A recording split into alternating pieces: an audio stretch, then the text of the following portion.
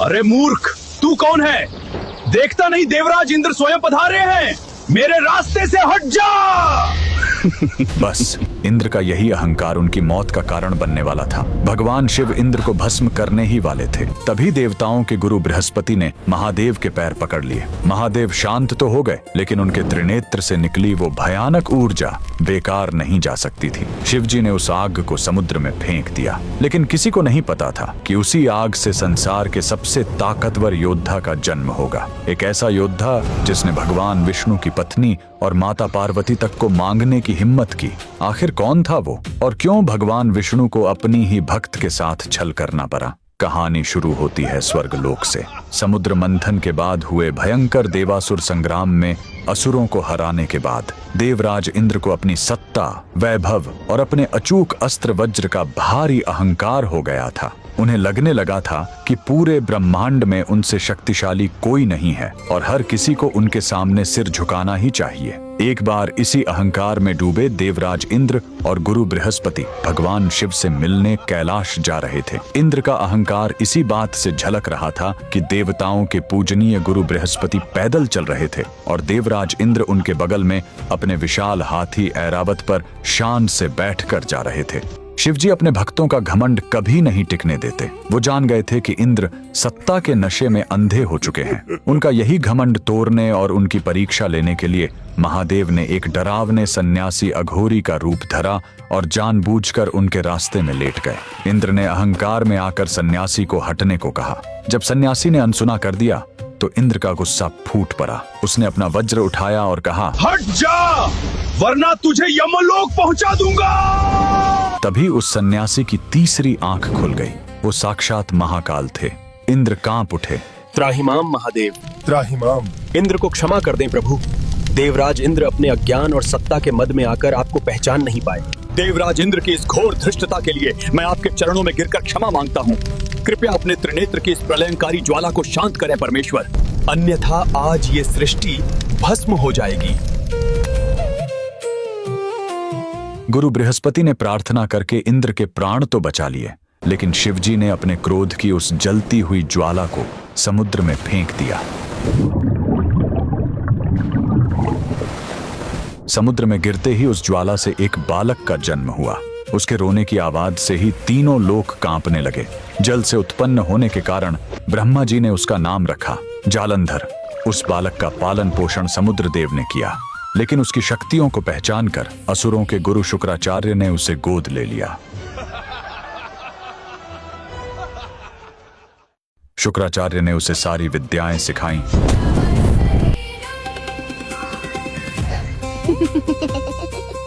और उसे दैत्यों का राजा बना दिया। उसने आज के पंजाब को अपनी राजधानी बनाया और वहीं से अपना साम्राज्य चलाया।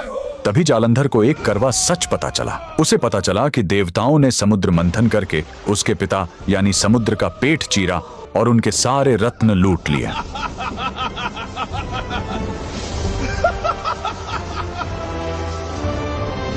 ये सुनकर जालंधर प्रतिशोध की आग में जल उठा।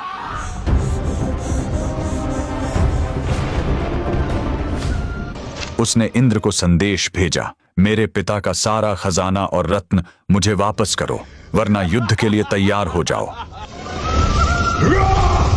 जालंधर का विवाह कालनेमी राक्षस की बेटी वृंदा से हुआ। वृंदा एक राक्षस की बेटी जरूर थी, लेकिन वह भगवान विष्णु की परम भक्त और एक महान पतिव्रता नारी थी। गदा धारण कर धर्म बचाते, हे नारायण जग को। उसका सतीत्व ही जालंधर की सबसे बड़ी ढाल बन गया।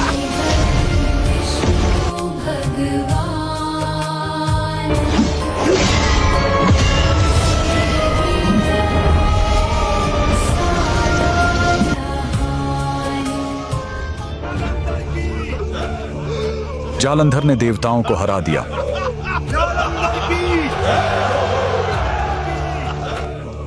और अहंकार में आकर उसने माता पार्वती को भी अपनी रानी बनाने की मांग कर दी। यह बहुत बड़ा अधर्म था। अब उसका सामना सीधे महाकाल से था। शिवजी और जालंधर के बीच भयंकर युद्ध छिड़ गया।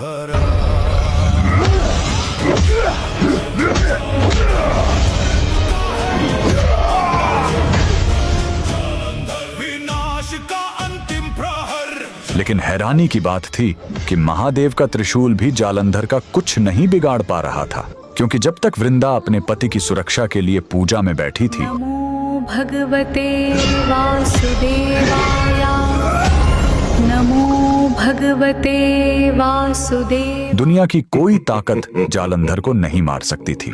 देवता घबराकर भगवान विष्णु के पास गए। हे प्रभु, हमारी रक्षा करें। विष्णु जी धर्म संकट में पड़ गए, क्योंकि वृंदा उनकी परम भक्त थी।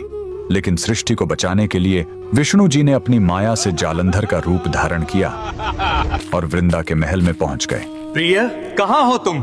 देखो, मैं युद्ध में विजय होकर आ गया। वृंदा को लगा कि उसका पति युद्ध जीत कर आ गया है। उसने तुरंत अपनी पूजा छोड़ी और खुशी से अपने पति रूपी श्री हरि को गले लगा लिया। जैसे ही वृंदा ने एक पराये पुरुष को स्पर्श किया, उसका सतीत्व खंडित हो गया। उधर युद्ध भूमि में जालंधर की अजेय शक्तियां अचानक खत्म हो गईं। मौका देखते ही भगवान शिव ने अपने त्रिशूल से जालंधर का सिर धड़ से अलग कर दिया। जालंधर का अंत तो हो गया, लेकिन एक पतिव्रता स्त्री के साथ बहुत बड़ा छल हो चुका था। जब वृंदा को सच पता चला कि उसके सामने उसका पति नहीं, बल्कि स्वयं उसके आराध्य भगवान विष्णु हैं,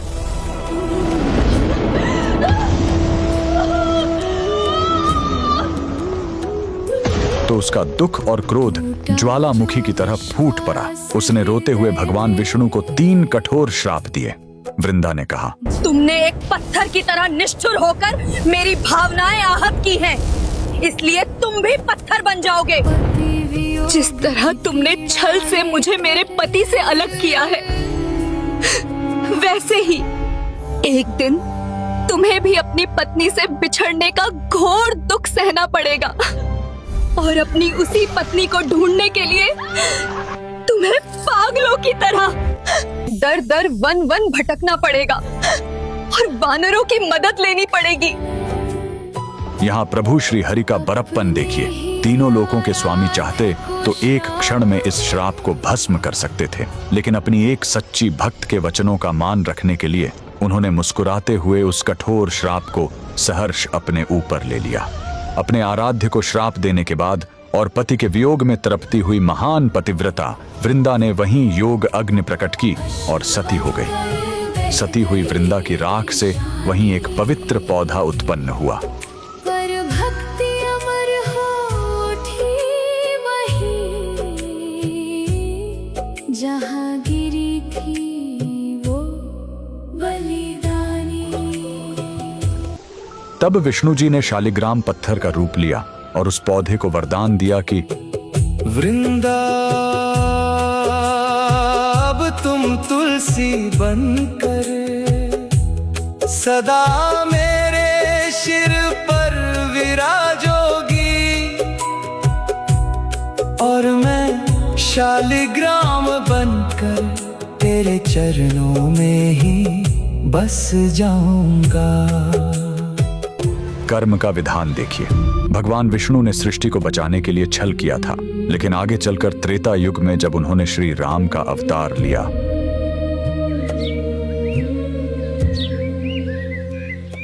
तो सती वृंदा का वो श्राप सच हुआ।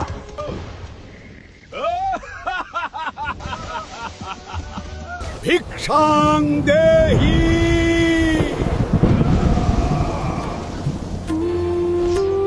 स्वामी, स्वामी! रावण ने माता सीता का हरण किया। राम जी को पत्नी वियोग सहना पड़ा मन में जलता विरहानंद और उन्हें सीता माता को खोजने के लिए जंगलों में भटककर वानर सेना की ही मदद लेनी पड़ी। इसीलिए आज भी बिना तुलसी के भगवान विष्णु की कोई भी पूजा अधूरी मानी जाती है। उस महान पतिव्रता वृंदा और प्रभु के लिए कमेंट में जय श्री हरि विष्णु जरूर लिखें।